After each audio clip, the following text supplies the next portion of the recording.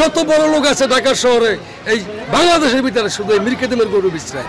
পুরান ঢাকার ক্রেতাদের পছন্দের মীর কাদিমের ধবল গাই প্রাচীন রীতি ধরে রাখতে বিশেষ যত্নে পালন করা হয়। এটা কোনোদিন অন্য গরুর সাথে মিল হবে না। মীর কাদিমের গরু একটা ঐতিহ্য গরু, বাংলাদেশের সর্বশ্রেষ্ঠ গরু মীর কাদিমের গরু, এর উপরে কোথাও গরু হইতে পারে না। কোরবানির সামনে রেখে এই গাই নিয়ে খামারিরা এখন ভীষণ ব্যস্ত।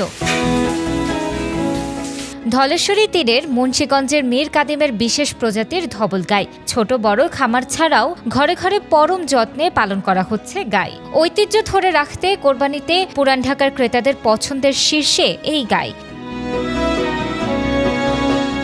1933 সালে রহমতগঞ্জে এই গাইয়ের হাট শুরুর পর কদর আরও বেড়ে যায়। তাই বিক্রমপুর তথা মুন্সিগঞ্জের মীর কাদিমের খামারে বিশেষভাবে পালন করা হচ্ছে গাই। সময় যতই ঘনিয়ে আসছে ততই পরিচর্যা বাড়ছে।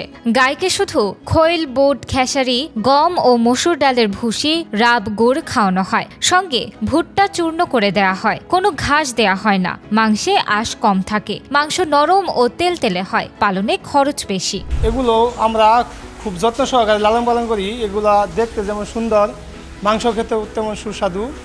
এগুলার চাহিদা খুবই বেশি। ঐতিহ্যবাহী এই সাদা ডবল গরু আমাদের পূর্বপুরুষ থেকে লালন পালন করে আসছে। এই ঐতিহ্য ধরে রাখার জন্য আমরা এই গরুগুলো লালন পালন করে থাকি। এই গরুগুলো প্রত্যেকটি জেলার হাত থেকে কেনা হয়। কেনার 1 বছর এগুলো লালন পালন করা হয়। এই গরুগুলোকে বৈশিষ্ট্য হচ্ছে এই গরুগুলো দেখতে সুন্দর, খেতে অনেক সুস্বাদু হয়, অনেক গ্রান হয়। এসব গরু পাওয়া যায় না। অনেক আগে থাকতে গিয়া এই গরুগুলো আমাদের সাদা ডবল গরুগুলা সংগ্রহ করতে হয়। এই গরুগুলা নিয়ে আসার পরে এদেরকে আমরা 10 মাস নিজের সন্তানের মতো লালন পালন করে আমরা 10 মাস এদেরকে খাওয়াই। আমরা অনেক ভালো ভালো দামি দামি খাবার খাওয়াই। ঠিক আছে, যে খাবার আমরা খাওয়াই এই মুন্সিগঞ্জ এই মীর কাদিমের মধ্যে এরকম খাবার কেউ খাওয়ায় না। সেই জন্য আমাদের এই ডবল গরুগুলা, এই সাদা দবদবে গরুগুলা এত সুন্দর, এত চাহিদা।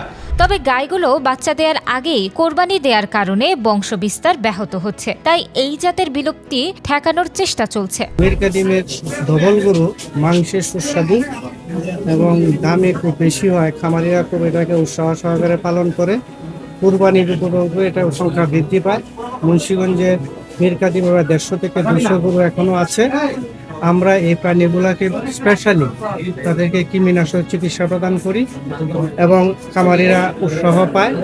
দিন দিন খামারির সংখ্যা বৃদ্ধি পাচ্ছে এবং কুরবানির ঈদ উপলক্ষে মীর কাদিমের পশু ন্যায্য মূল্যে খামারিরা বিক্রি করতে পারবে সেই আশাবাদ ব্যক্ত করছে। এবার মীর কাদিমে 200 গাই কোরবানির জন্য প্রস্তুত করা হয়েছে। দাম হাঁকা হচ্ছে 1.5 লাখ থেকে 5 লাখ টাকা পর্যন্ত।